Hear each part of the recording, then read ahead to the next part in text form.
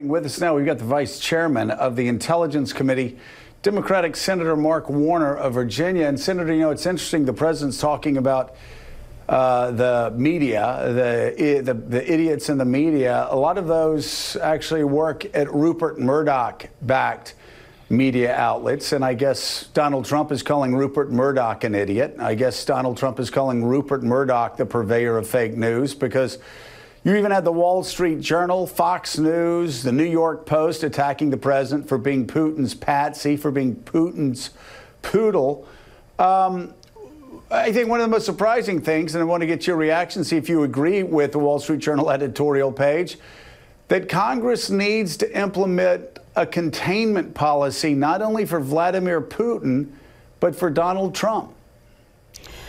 Well, Joe, I agree. And there were a number of us who warned about this. We said, why would you send in Donald Trump, who prides himself on not doing any preparation, against a trained KGB agent, 18 years as leader of his country? He would come in prepped. And I was terrified, and I think this may have what happened, is Putin will come in with facts, with details. He might have come in with a map of Ukraine and Syria. And Trump got played. He got played for a fool, and he embarrassed our country, and frankly embarrassed lots of my colleagues across the board, Democrats, Republicans alike. So we are going to need to figure out ways to put some constraints. We took some actions this past week, past 2 weeks, reinforcement for NATO. That didn't do much in terms of Trump's approach to NATO. We sent a message saying, no way you're going to turn over American diplomats to Russian officials. That was unanimous. But I'd say that builds upon our Senate Intelligence Committee's work that has reinforced the intelligence community's conclusion that not only did the Russians intervene in our elections, but they intervened to help Trump and hurt Clinton. And that unanimous agreement from our Senate Intel Committee has also been reinforced by Facebook, by Twitter, by Google, who've all acknowledged Russians misused their platform. So I wonder why Mr. Trump continues to be willing to kind of kowtow to this autocrat. Does he not understand that our allies in Europe are not only defense allies, but we're allies in democracies in terms of belief in a free press, one person, one vote, open society, all things that, frankly, Putin stands against. And it scares the dickens out of me that it seems like Trump continues to side with Putin. And of course, in that press conference again, Donald Trump was talking about how tough he was with standing next to Vladimir Putin. But the fact was that he undercut his intelligence community. He said that he didn't think that Vladimir had no reason to believe that Vladimir Putin had interfered with the 2016 elections. And that's something that, again, going back to a media outlet that's seen as an ally of Donald Trump, Rupert Murdoch's New York Post attacked him for taking a, quote, see no evil approach. Well, Joe, if you just think... Is that a fair characterization? I think it's a fair characterization because there were no shades of gray here. This was a very weak performance by Donald Trump kowtowing to a Russian leader. I mean, think about this in a historical context. If John F. Kennedy had said and accepted Nikita Khrushchev's, then Soviet leader's, allegation that there were no missiles in Cuba, the country and the world would have been very different. If Ronald Reagan had said to then Soviet leader, Gorbachev, hey, keep the wall, you figure out when you want to reform your own country, our world would be very different. America's where it's at because for the last 75 years, America's been the leader of the West, standing up to Soviet and then Russian aggression. That all, in many ways, disappeared this past Monday. John Heilemann. My question for you, Senator Warner, John Heilemann, hey. My question is twofold. The first fold is, what does it say to you that given what President Trump now says about his grudging acceptance of the intelligence community's assessment of what happened in 2016, that he has now, in the same week, turned around and offered not a punishment, but a reward to Vladimir Putin by giving him a summit in Washington, D.C.? And second, what can we do to find out what else those two leaders talked about in the 2 hours without anybody else but interpreters present? Let's take both those. One, I think it's outrageous that the president is rewarding Putin with another meeting before the election, particularly since Dan Coats and other intelligence community leaders, and for that matter, the social media platforms, have indicated the Russians will be back. They were successful in 2016 in terms of sowing disarray in our electoral process. And the fact that in a normal administration with this kind of threat, for example, there'd be somebody in the White House designated on election security, there'd be somebody designated to work better with social media companies to make sure that we're protected against the kind of misinformation and disinformation. That's not happening. We're trying to do that in a bipartisan way out of our Senate Intel Committee, but that's a huge ongoing concern. And then the notion that that he was willing to, or was going to at least think about the idea of turning over an American diplomat to Russian authorities, it's just, you don't need to think about that. That's a straight out no, unacceptable, particularly when the work that Bob Mueller has done with the 12 Russian agents, Russian spies, GRU agents, that we've got documentation on those individuals. Yes, we need to pursue them.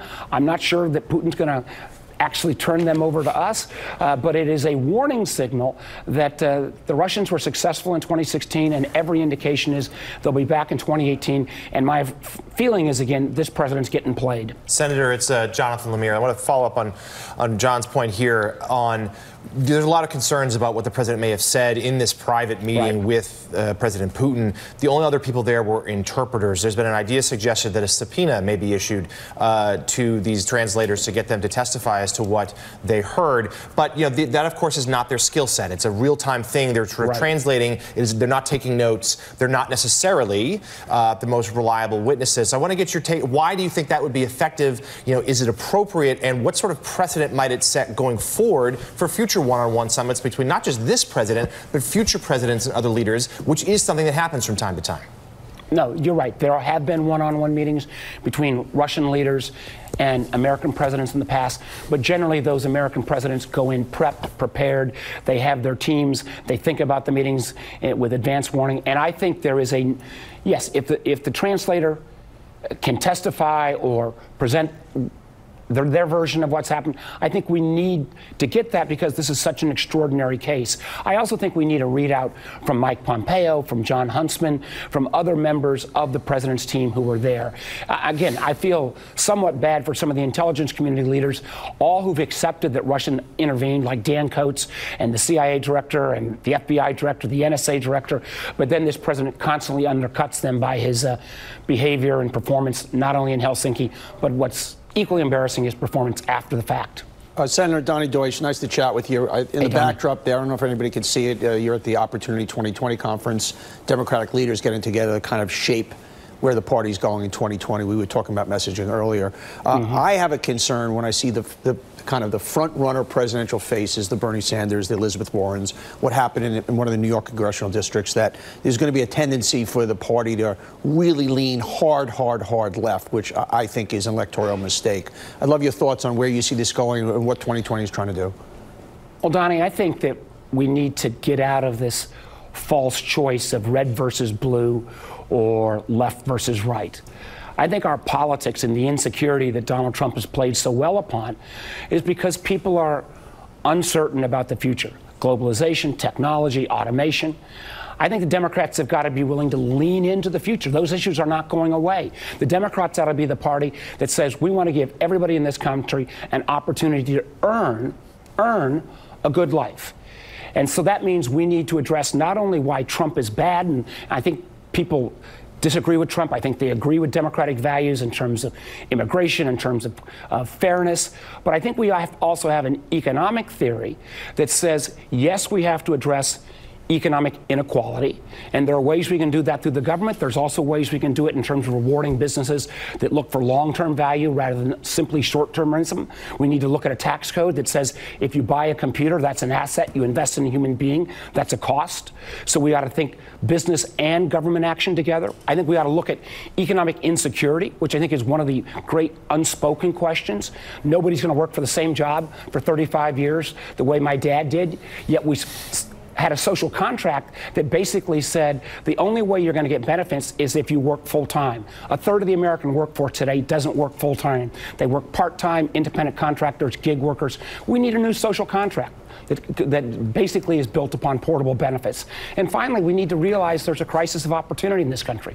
Parts of this country, New York, Boston, San Francisco, they're doing great. But something is wrong when 75% of all the venture capital goes to 3 states, Massachusetts, California, and New York. And when less than 1% of the venture capital, and I used to be a venture capitalist, goes to African Americans, that is going to present a crisis of opportunity. We got wide swaths of prosperity, but 2,000 of the 3,000 counties in America have not seen a net job increase in the last 10 years. Democrats ought to be about spreading that opportunity. Economic insecurity, yes, taking on economic inequality, but it's going to take a forward-leaning and, frankly, pro-growth agenda that's going to do that. And I might add, along the way, something I've spent a lot of time on recently, these questions around national security. America just spent $713 billion on our defense budgets, largest ever. Russia spends $67 billion. I sometimes wonder, are we buying the world's best 20th century military in terms of planes, tanks, trucks, when we've seen that conflict in the 21st century, particularly with near-peer adversaries like Russia and China, there are peers already in the realm of cyber and misinformation and disinformation. Right. We need a national security agenda for the 21st century. All right. Senator Mark Warner, as always, thank you for being with us. We appreciate it.